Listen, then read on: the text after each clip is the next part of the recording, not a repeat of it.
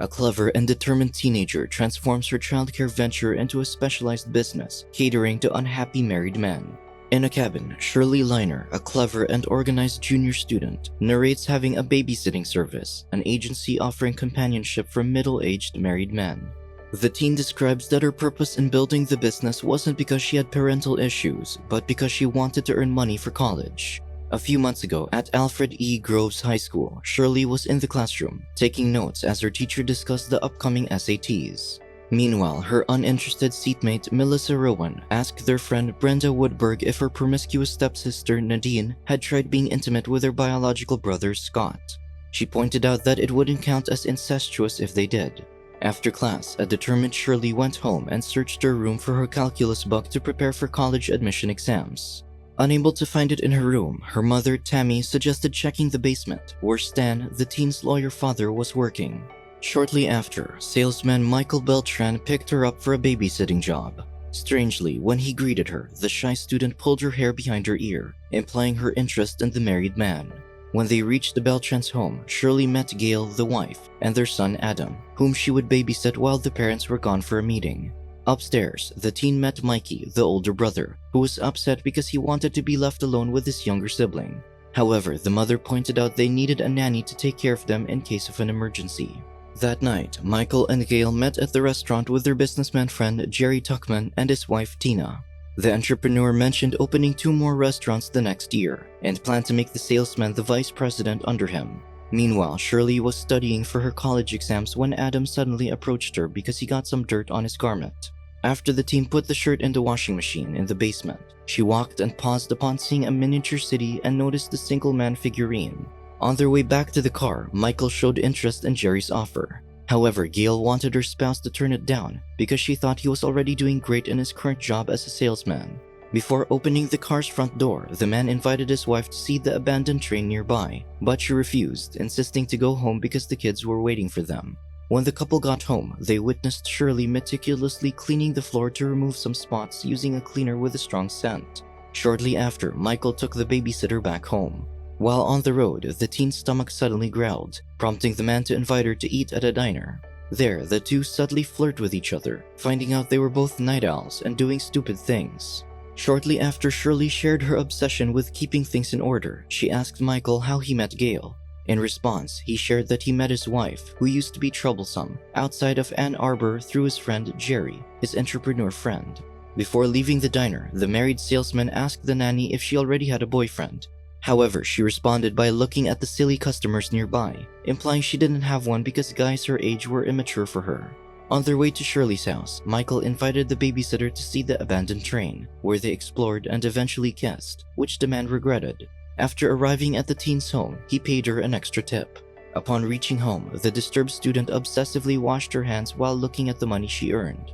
Afterward, she looked at her triple reflection in the window. Meanwhile, Michael couldn't sleep beside his wife after realizing what he had done. The next day, Shirley attended class, trying to concentrate on the reproductive health subject. Meanwhile, Michael seemed preoccupied as the boss, George, discussed their new potential car product. After class, the nanny hung out at a coffee shop with Melissa and Brenda. As her friends argued about girls asking guys out, the studious teen interrupted them, insisting they should make peace with each other. Shortly after, Michael, who was in the same place, smiled at the babysitter from the window. Suddenly, Gail approached her, asking her to care for her kids on the upcoming weekday night. However, after her babysitting job, the salesman and the nanny ended up being fully intimate with each other inside the car. Later, after driving her home, the man paid the teen a generous amount of money. After her session, Shirley retrieved her total earnings in her bedroom and wrote "trouble" on the top dollar bill before putting it back under her mattress. Meanwhile, Michael immediately washed his clothes upon returning home. Afterward, he noticed that the little man in his miniature city had a woman beside him, revealing that the nanny had placed it because of her obsession with keeping things in place.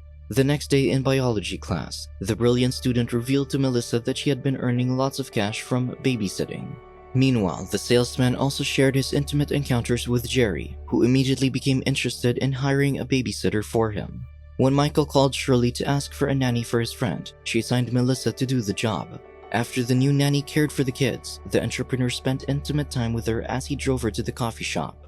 Upon meeting her friend, the intelligent teenager requested 20% of her salary as she was the one who arranged the opportunity for her. After finalizing the deal, the friends attended a party where the shy Brenda asked Shirley to accompany her in approaching their classmate and his stepbrother's friend, Doug, whom she had a crush on.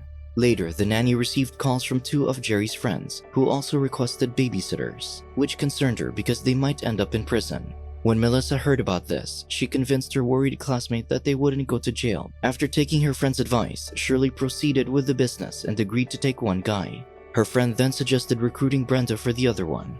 Before the studious teen left the party, a shy Scott approached and offered her his hoodie to keep her warm. Shortly after, he kissed his brilliant classmate, who didn't reciprocate the gesture. After the awkward encounter, he excused himself and returned to the party. When Shirley got home, Michael snuck into her bedroom through the window. As they kissed, Stan suddenly entered the bedroom to ask for some peroxide, prompting the married man to hide under the teen's bed. Shortly after, the nanny's father stayed beside her on the bed to ask if she was dating Scott, since her classmate had called for her the other day. The adolescent then reasoned that she was tired and wanted to sleep to make her dad leave.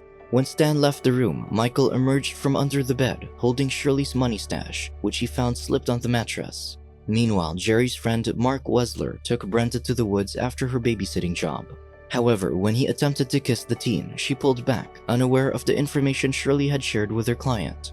Embarrassed, the man complimented the nanny's beauty, eventually leading to them being intimate in the grass. Concurrently, Michael called Shirley, whom she discovered was busy babysitting another client. After Mark dropped off Brenda at her house, Melissa and the studious teen approached the recruit, explaining that they had been doing business together since last month. The interested rookie then requested another client to babysit, indicating her wholehearted commitment to joining the team. Following this, Shirley began formalizing her business by organizing her babysitter schedules and printing out calling cards. Meanwhile, Michael and Gail had dinner with the salesman's boss and wife. After eating, George confronted his subordinate about the declining quality of his work, asking if something was going on with him. However, the man denied this, suggesting revisions if the boss didn't like the outcome. Seconds later, the salesman's wife entered the room with the boss's spouse, who revealed that they sometimes have Shirley or other girls as babysitters.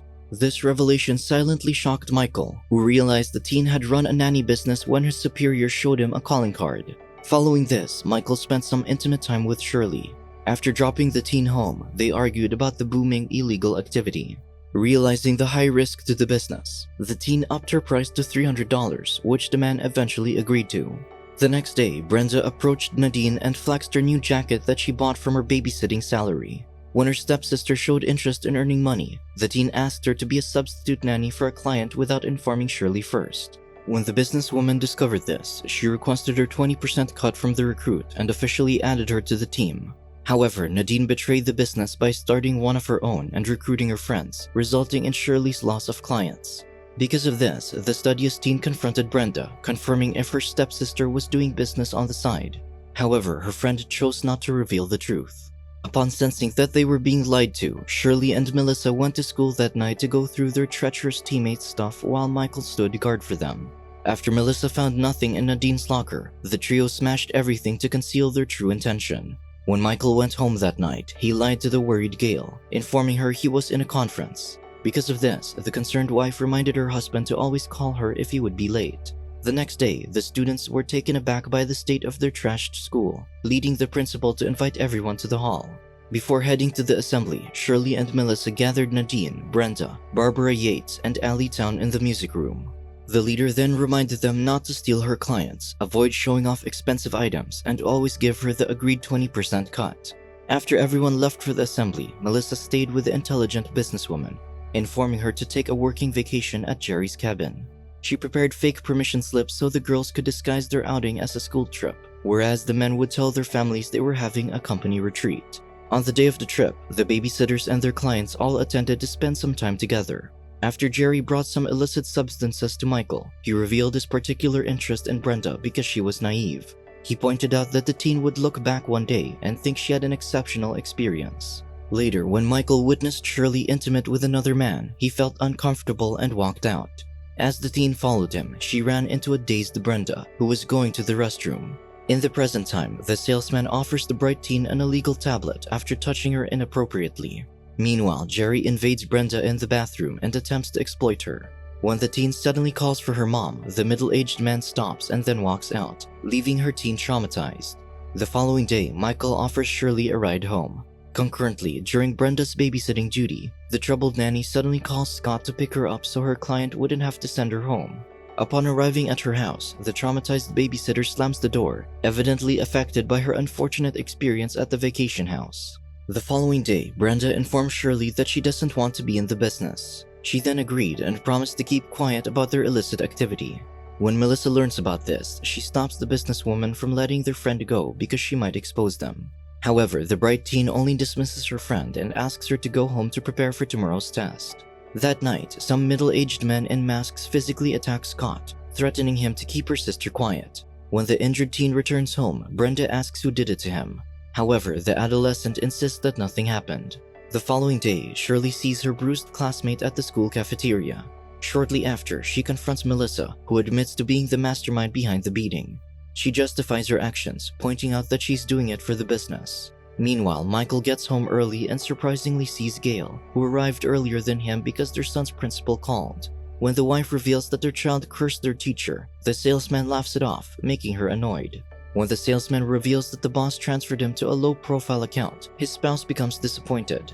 Because of this, he frustratingly asks how much money would make her happy, despite already having the security they need. However, the passive Gail avoids the argument and instructs Michael to talk to their son. She then heads out for a meeting, canceling her date night with him. Following his wife's instructions, he goes upstairs and talks to Mikey. He then empathizes with the boy and realizes he should curse his boss like his son did to his teacher. Before leaving the house, the salesman gives his child money to buy pizza and tells him to take care of his younger brother. Meanwhile, Nadine calls Shirley and notifies the businesswoman that she will cancel her session because of the upcoming exams. In a panic, the clever teenager pulls her laptop, causing a box on the table to fall. Shortly after, she hangs up, telling her classmate she'll call her later. Frustrated with his marriage, Michael decides to meet the babysitter and then drives her to the abandoned train yard.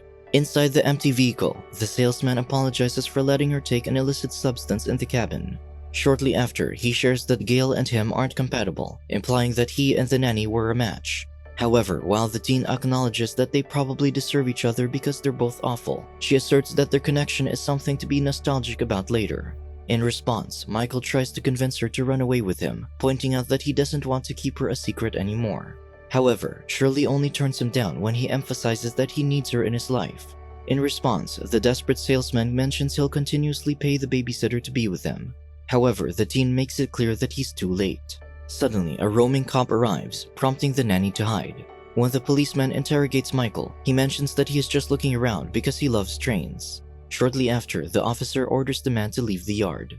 Left alone, Shirley walks to the nearest phone booth to call Brenda, but Scott answers and tells her sister she can't talk to her. When the teen asks for Nadine, her classmate mentions that her stepsister is babysitting. Upon learning this, the businesswoman realizes that their treacherous teammate lied to her about canceling her session because of the exams. She immediately calls Melissa, informing her about Nadine, who takes clients behind their backs again. With the help of Jerry, Shirley and her friend arrive at a parking lot where the trader and her client are. After getting out of the car, the man opens the trunk and pulls the babysitter, handing her to the teenagers. While the duo threatens to throw Nadine off a building, the middle-aged man beats the guy inside the automobile. Suddenly, the businesswoman gets distracted and looks at the familiar car, causing her to let go of the treacherous babysitter accidentally.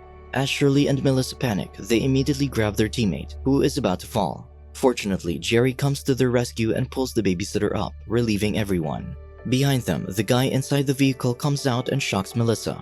Seeing her friend's reaction, the bright teen turns her head and surprisingly finds her father, who turns out to be Nadine's client. Realizing what she has done, the businesswoman breaks down. Years later, Shirley, who has a new job and a personal car, drives to Michael's place and sees her ex-client happily bonding with his family. Shortly after their eyes meet, the former babysitter returns to her car.